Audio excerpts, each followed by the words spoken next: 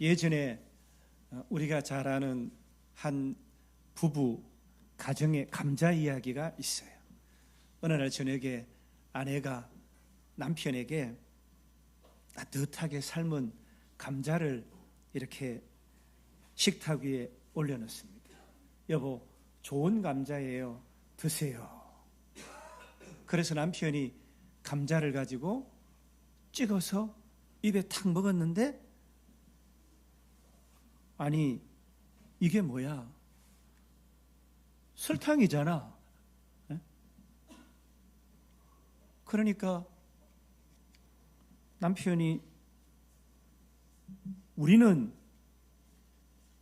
소금에 찍어 먹는데 왜 감자를 이렇게 내놨어? 그러는 거예요. 감자를 설탕에 찍어 먹는 사람은 내 생전에 처음 보네.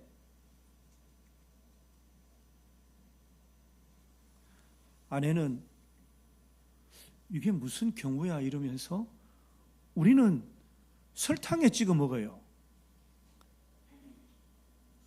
여러분은 소금에 찍어 먹는다. 설탕에 찍어 먹는다. 설탕이 많군요. 달달하신 분들이네. 사소한 말 한마디가 다툼으로 번졌어요. 화가 났어요. 수고해서 감자를 공대했는데 감사하게 먹기는커녕 이렇게 지금 내 출신과 집안까지 지금 들먹이고, 감정이 격해졌습니다. 당신은 도대체 나랑 맞는 게 없어. 당신은 집안에서 뭘 보고 자랐는지 몰라. 이제 얘기가 진도가 나갑니다. 그러다가 결국 이혼 법정에까지 갑니다. 그래가지고 판사님, 한번 들어보세요. 세상에 감자를 설탕에 찍어 먹는 사람이 어디 있어요? 그런데 내가 그게 나랑 안 맞다고 얘기했는데 내 말을 들어주지를 않고, 설탕에 감자를 찍어 먹는 당신하고 내가 어떻게 살겠냐고 이러면서 지금 여기까지 왔어요. 그러니까 판사가 그래요. 두 분 참 재밌으시네요. 소금에도 찍어 드시고 설탕에도 찍어 드시고, 우리 집에서는 고추장에 찍어 먹어요.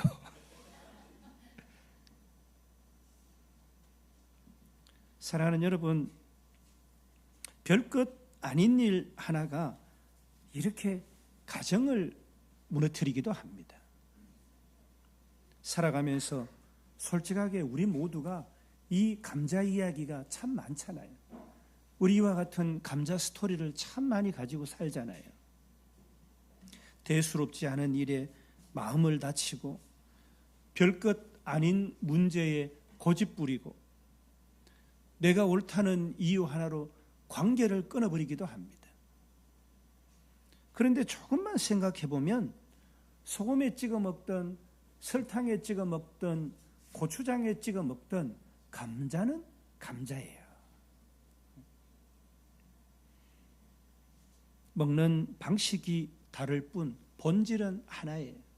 서로의 다름을 인정하고 그 다름을 이해하는 것이 관용이에요. 우리는 너무 자주 옳고 그름을 많이 따집니다. 돌아보면 한날에도 자주 그렇게 합니다. 정치, 종교, 직장, 심지어 가족 간의 대화에도 참 많습니다. 아디아포라, 이 그리스 아디아포라 여러분 가끔 접합니다. 이 말씀은, 아디아포라는 대수롭지 않은 것, 해도 좋고 안 해도 좋은 것, 굳이 싸울 필요가 없는 것,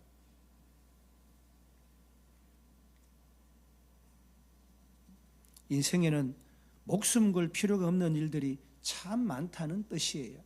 그래서 카톡 프로필에 보면은 아디아포라. 나는 사소한 거 신경 안 쓴다. 사소한 거에 내 인생 그걸 의향 없다. 나는 내 삶의 본질에 충실할 거야. 그런 걸 다짐한다고 카톡 프로필에 그렇게 적어놓는 거예요. 사람마다 태어난 곳도 다르고 배운 것도 다르고 익숙한 습관이나 방식도 다르잖아요. 그러니까 그 차이는 잘못이 아니라 다름의 색깔을 드러내고 있을 뿐이잖아요. 그 색이 섞여야 세상이 더 풍요로워지고 그 다름을 인정할 때 사랑이 더 깊어지는 거예요. 그래서 그러잖아요. 부부도 같은 성향 가진 사람끼리 살면 많이 다툰다. 인생에 그러나 포기할 수 없는 본질적인 이런 문제도 있어요. 이것은 인간의 존엄과 같은 이러한 것들은 분명히 지켜져야 돼요. 그러나 비본질적인 것, 소금이냐 설탕이냐 이런 것에는 우리가 더 넓은 마음을 가질 수 있으면 좋겠습니다. 그러니까 본질에는 일치해야 돼요. 본질적인 거에는 일치해야 되는 거예요. 그러나 비본질적인 거에는 관용을 베풀어야 돼요. 그래야 사랑하며 살 수가 있는 거예요.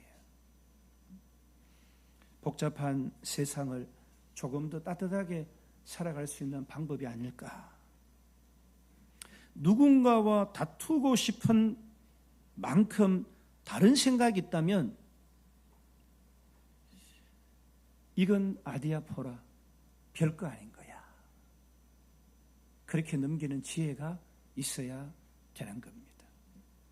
사랑하는 성도 여러분, 교회도 마찬가지입니다.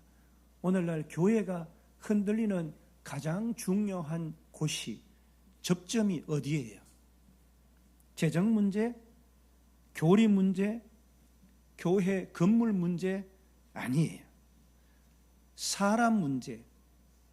구체적으로 더 정확히 말하자면 다름을 어떻게 받아들이냐 하는 문제예요. 생각이 다르면 갈등이 생기고 스타일이 다르면 거리감이 생기는 거예요. 배경이 다르면 불편함이 생겨요. 그래서 우리는 종종 이렇게 말합니다. 교회는 하나가 되어야 합니다. 그런데 어디까지 같아야 하나가 되지? 다름은 그러면 언제 문제가 됩니까? 이 질문에 대한 답을 저는 오늘 우리에게 복음이 전거되도록 한 세계 선교, 이방인들의 선교 전초기지 안디옥 교회에서 그 답을 찾고 여러분과 함께 나누고자 합니다. 오늘 우리가 봉독한 본문 사도행전 13장 1절에는 안디옥 교회의 선지자들과 교사들이 있으니, 선지자들도 있었고 교사도 있었어요. 지도자들, 사역자들이 있었는데 그들이 곧 바나바와 니게르라 하는 시몬과 구레네 사람 루기오와 분봉왕 헤롯의 젖동생 마나엔과 및 사울이라 성경은 이렇게 기록하고 있습니다. 여러분, 우리가 잘 아는 위로의 아들 바나바, 이 바나바는 유대인이요 레위 지파요 구벌에 지금 같으면은 터키의 키프로스 섬, 거기 출신입니다. 섬 출신이에요. 예루살렘 교회가 사울을 의심할 때에 그를 적극 변호해줬고 안디옥 교회의 핵심 리더이자 바울과 함께 1차 이방교회 선교 역사에 서임받은 사람입니다. 그는 사람들을 잘 세워주고 교회를 위로해 주니까 위로의 사람이다, 이런 별칭을 가졌어요.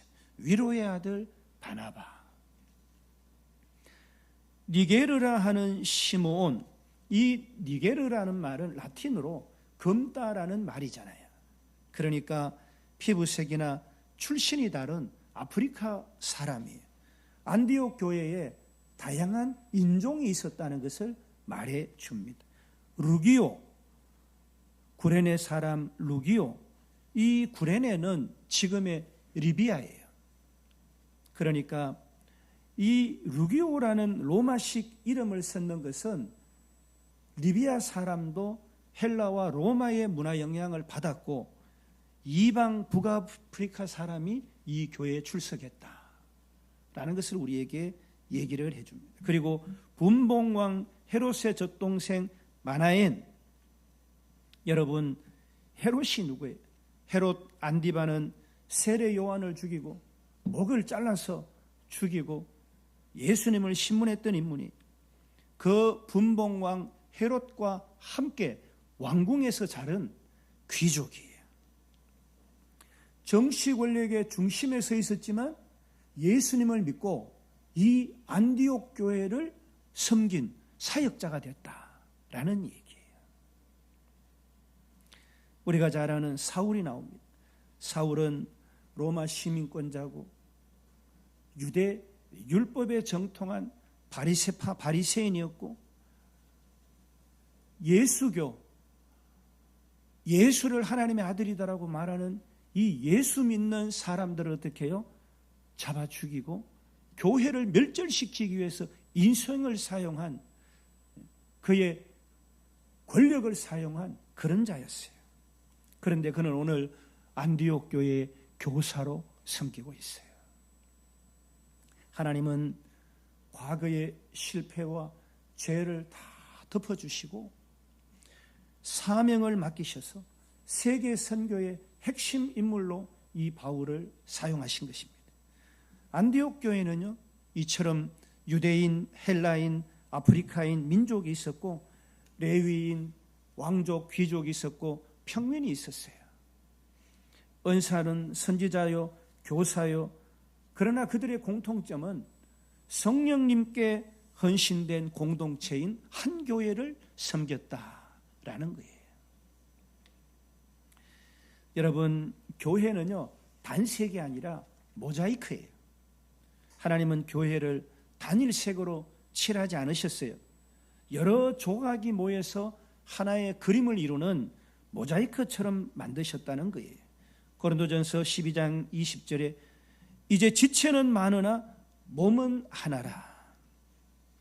문제는 다양성 자체가 문제가 아니라 이 다양성을 견디지 못하는 우리의 연약함이 문제다라는 거예요. 그런데 여러분, 이 교회에서 다양성을 제거해버리면 능력이 사라지는 거예요. 교회가 평화를 위해서, 교회가 어떤 평화로워야 되니까 다름을 억누르고 질문도 금지하고 특정한 스타일만 허용하고 그러면 겉보기에는 조용해질 수 있잖아요. 그러나 성령의 역동성은 사라집니다. 안디옥 교회는 다양성을 통제하지 않았고 성령 하나님께 맡겼어요. 어떻게 다른 사람들이 어떻게 하나로 설 수 있었을까? 왕족도 있고 평민도 있고 민족도 다르고 얼굴 색도 다른데 그들을 하나로 묶은 것은 합의가 아니라 복음이었어요. 우리 이렇게 하자가 아니라 성령 하나님이 예수 복음이 하나 되게 했다라는 거예요. 성격의 유사성도 아니고 문화의 공통점 이런 것도 아니었어요. 예수 그리스도의 십자가였어요. 그는 우리의 화평이신지라 둘로 하나를 만드사. 여러분, 교회는요, 의견이 같아서 하나가 되는 게 아니에요. 십자가 앞에서 함께 무릎을 꿇기 때문에 하나인 것입니다. 동일성, 이 동일성을 얘기를 하면은 획일화를 생각을 해요. 이 동일성과 획일화는 다른 언어예요. 하나 되면 똑같아져야 된다. 그거 아니에요. 성경은 은사는 다르되 직분은 다르되 역할은 다르되 주님은 한 분이시다. 이렇게 말씀하는 거예요. 에베소서 4장 5절에 주도 하나요, 믿음도 하나요, 세례도 하나요. 동일성은 모양의 통일성이 아니라 방향의 일치입니다. 예수 그리스도 성령께 순종할 때 동일성은 살아나고 회복하게 됩니다. 오늘 우리가 읽은 말씀에 이어서 주를 섬겨 금식할 때에 성령이 이르시되, 여러분 우리가 하나 되자라는 게 무슨 토론을 거쳐서 하나 되자가 아니라 무슨 다수결로 이렇게 하자 하나 된 것이 아니라 예배 중에 금식 중에 성령의 음성 앞에서 모두가 자기 주장을 자기 의견을 내려놓으니까 하나가 된 거예요. 교회의 동일성은 성령의 주도권을 인정할 때 유지가 되는 것입니다. 여러분 오늘 성령이 이들에게 어떻게 명령합니까? 따로 세우라. 바나바와 사울을 뽑아서 새로 따로 세우라. 이렇게 얘기를 합니다. 안디옥 교회는 자기 교회의 핵심 인물을 내놓습니다. 붙잡지 않았고 소유하지 않았고 손해 계산하지 않았어요. 하나님이 저들을 세우셨으니까 하나님이 저들을 사용하실 거야. 여러분 그 두 사람, 안디옥 교회에서 세워진 사람 때문에 오늘 대한민국의 고양시의 브니엘 교회가 세워진 것입니다. 처음에 유대인 예루살렘 사회는, 여러분 유대교와 이슬람교와 기독교는 유일신 하나님을 섬기잖아요. 그런데 이 유대교는 모세오경 율법만 지켜요. 그런데 기독교가 예수님은 하느님의 아들이다 이렇게 얘기하니까 저들은 이단이다. 그래서 유대인들이 기독교 예수 믿는 사람을 죽인 거예요. 여러분 그것이 뭐예요? 십자군 전쟁이 된 거예요. 그것이 오늘날 20억의 이슬람 교도들, 중동에 사는 저들이 생기게 된 것이에요. 교회의 본질은 여러분 보내는 데 있습니다. 안디옥 교회는 다양성을 품었고 동일성 안에 섰고 선교로 나아갔습니다. 사랑하는 여러분, 우리 교회에 주시는 도전이 있습니다. 나와 다른 사람을 볼 때 우리는 판단부터 합니까? 기도부터 합니까? 교회의 평안을 위해서 성령의 역동성을 제한하고 있지는 않습니까? 우리는 머무는 교회입니까? 선교하는 교회입니까? 사실 이 감자 예화가 주는 교훈도, 여러분 세상도 옳고 그름으로만 사실 나누지는 않아요. 서로 다른 존재 가운데서도 진심이 통하는 거예요. 진심이 있는 거예요. 달라도 진심이 있는 거예요. 저 저변에 양심이 있는 거예요. 결국 마음을 이기는 논리가 없어요. 마음을 잃고 그 모양으로 연합하면 그게 무슨 좋은 결과가 있을 수 있어요. 사랑과 배려로 사소한 것들을 품을 줄 아는 사람, 그 사람이 이기는 것이잖아요. 세상사 참 고단하고 희로애락이 참 많아요. 그런데 그럴 때 교회 하면은 교회는 아름다운 공동체, 안식처, 평안하고 행복하다. 교회를 생각하면 참 좋다. 교회 가야지. 교회 오면 예배 드리고 내가 기도할 수 있고 참 좋다. 사랑하는 집사님도 만나고 싶고 잘 지냈는지 안부도 묻고 싶고, 그게 교회잖아요. 누구 때문에 힘들고 누구 때문에 끊임없이 누구 때문에를 얘기합니다. 좋은 면을 보려는데 그게 쉽지도 않아요. 나쁜 것, 부족한 것, 아쉬운 것 이런 게 먼저 보이잖아요. 그리고 그게 인식되고 그게 오래 기억에 남게 되는 거예요. 사랑하는 여러분, 저는 몇 가지 권면의 말씀을 드리고 오늘 말씀을 마치려고 합니다. 먼저 우리 교회가 이 말에 대해서 주의도 하고 잘 하기를 부탁합니다. 나는 무슨 말 하는지 모르지만 그냥 뱉어요. 상대방은 그 말 때문에 몇 날 몇 달을 눈물 흘리며 기도하는 거예요. 나는 친밀하다고 내뱉는데 상대방은 그걸 수용할 마음도 수용할 능력도 안 되는 거예요.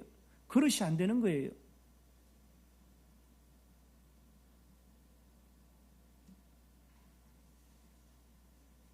여러분, 오스트리아의 심리학자 엘리자베스 루카스가 부정편향성이라는 말을 했어요. 임상을 했어요.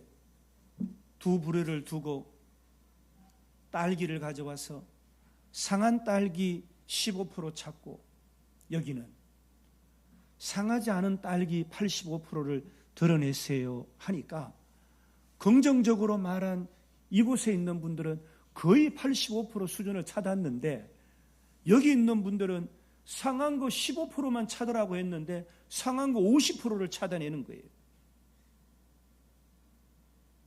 부정적인 말을 하니까 부정성이 들어와가지고 부정편향성으로 꽉 차버렸다는 거예요. 인간은 긍정적인 정보보다 부정적인 정보에 더 민감해요. 그래서 더 오래 기억하는 경향도 있습니다. 누구의 칭찬보다 비판에 더 상처받잖아요. 기쁜 일보다 서운한 일을 더 오래 마음에 담아두잖아요. 부정적인 말은 단순한 표현을 넘어서서 우리 몸과 마음에도 영향을 미칩니다. 부정적인 말 자주 들으면 뇌가 스트레스 받아서 불안하고 긴장하게 돼요. 당황하는 거예요. 이게 뭐지? 이게 뭐야? 긍정적인 말을 하면 도파민과 같은 이런 화학 물질이 분배가 돼서 우리에게 평안도 주고 안정도 주고 행복감을 줍니다. 긍정적인 말은 나 자신뿐 아니라 주변 사람에게 희망과 용기를 주는 거예요. 힘내세요. 잘 될까요? 그거 아니에요. 잘 될 줄 믿습니다. 수고하고 애쓰는 것에 결실이 있기를 바랍니다. 함께 기도해요. 우리 교회는 비판보다는 칭찬하고 원망하기보다는 감사하고, 그래서 우리 교회 생각만 하면 마음에 기쁨과 위로가 있고 서로를 향한 감사와 사랑이 넘치고 기도하게 되는 그런 공동체가 되어야 될 줄 믿습니다. 잠언 12장 25절에 근심이 사람의 마음에 있으면 그것으로 번뇌하게 되나 선한 말은 그것을 즐겁게 하느니라. 두 번째로 우리 교회는 구제와 선을 많이 베푸는 교회가 되었으면 좋겠습니다. 여러분, 인생의 황금률이 뭐예요? 남을 대접하는 만큼 그 대접 이상의 대접을 받게 된다는 것이 인생의 황금 법칙이에요. 성경에서도 남에게 대접을 받고자 하는 대로 너희도 남을 대접하라. 남을 우습게 대하면서 자기는 존중을 받으려고 그래요. 가능한 일이에요. 남은 없수히 여기면서 자기는 귀히 대접받으려고 그래요. 불가능한 일이에요. 나는 손발이 편하고 행복하려고 하고 다른 사람은 수고하라고 하고 그러면 행복해요? 행복할 수가 없어요. 여러분, 우리가 잘 아는 세계 최고의 의과대학, 우리 아이도, 우리 졸업생도 거기에 수석 입학하고 수석 졸업했는데, 세계 최고의 병원이 뭐예요? 존스 홉킨스 병원이에요. 존스 홉킨스 대학 유명하잖아요. 그런데 거기에 1800년대 말에 존스 홉킨스라는 사람이 지금 돈으로 하면 한 3,600억을 기부를 해가지고 병원을 세웠어요. 그때 4명의 의사 선생님이 그 병원의 토대가 됐는데, 그 중에 켈리라는 사람이 있었어요. 여러분, 이 켈리가 세계 여성의학의 선구자가 된 거예요. 그는 산부인과 의사였고 초대 이 병원의 여성 관련 질병을 다루었어요.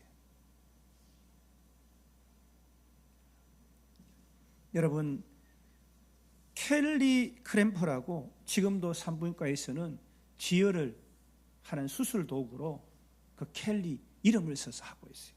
지금도 산부인과 공부를 하는 학생들은 그가 쓴 책을 교재로 사용합니다. 그런데 이 켈리가 어려운 의대 고학생 시절에 돈이 너무 없었어요. 배를 굶기가, 여러분 1800년대니까 얼마나 힘들었겠어요.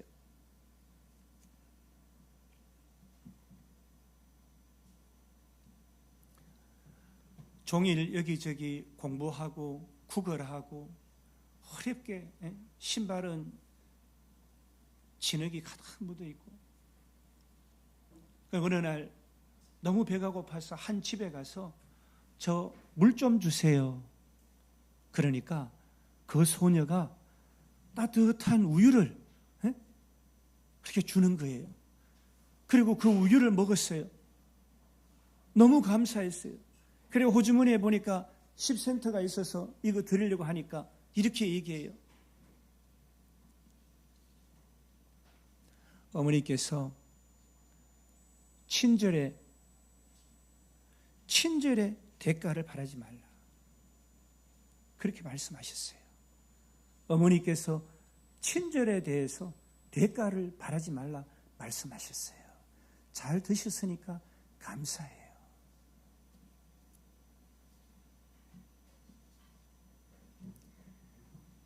이 하워드 켈리가 존스 홉킨스 병원에 여성 질환 담당하는 전문의가 됐고, 병원에서 수술을 도맡아서 하는 어느 날 어떤 긴급한 환자 한 명이 찾아옵니다. 그래서 이 환자를 정성스럽게 잘 치료하는데, 그 환자가 누구예요? 그 우유를 대접한 환자예요. 병원비가 여러분 엄청나게 나온 거예요. 그래서 걱정을 하고 있었는데,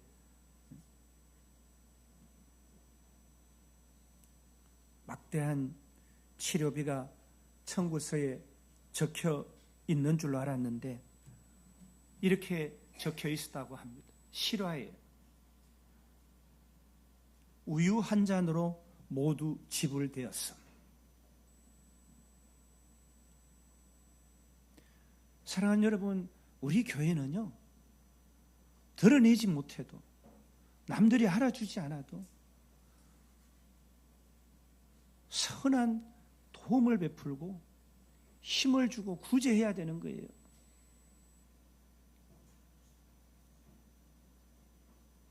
자식에게 올인하지 마세요. 성탄절날 하나님께는 많은 헌금하고 자식에게는 30만 원짜리 로봇 사줬다고 자랑하더라고요. 이게 지금 이게 옳은 일입니까, 여러분? 교회에 돈이 없어서 공과금을 3만 원, 5만 원 못 내고 있는 학생이 있는데 돌아보면 되는데, 내 자식에게는 올인하고 하나님의 생일날에 하나님께는 많은 헌금하고 자녀에게는 30만 원 해주고 로봇 사주고 뭐 사줘서 안달이고, 우리 교회는 좀 성숙하고 멋진 그리스도인의 삶 살아드리는 여러분이 되시기를 바랍니다. 여러분, 히브리서 12장 1, 2절에 모든 무거운 것, 얽매이기 쉬운 죄를 벗어버리고 우리를 누르고 있는 그 짐들, 얽매이기 쉬운 죄들, 이런 것 좀 내려놓고 인내로서 인내하는 거예요. 우리 앞에 당한 경주를 하고 우리가 살아가야 되잖아요. 잘 달려가는 거예요. 그리고 믿음의 주요 또 온전케 하시는 이 예수를 바라보자. 주님을 바라보는 거예요. 주님 잘했죠, 제가. 주님, 제가 잘못한 거 많은데 그래도 잘 살아보려고 애쓰잖아요. 주님, 제가 기특하죠. 우리 교회가 누구 때문에 신앙 버리고 누구 때문에 상처 안고 상한 자의식에다가 자의식이 너무 낮아요. 자존감이 너무 낮는 거예요. 그래서 그 낮은 자존감 때문에 상대방을 정죄하고 심판하는 거예요. 나는 하나님의 자녀다. 나는 그런 것에 까딱하지 않는다. 나는 주를 믿는 견고한 믿음이다. 내 아버지는 하나님이시다. 세상의 어떤 환난, 고난, 두려움이 내게 다가와 나는 근심하지 않는다. 나는 까딱없다. 나는 강하고 담대하기 때문에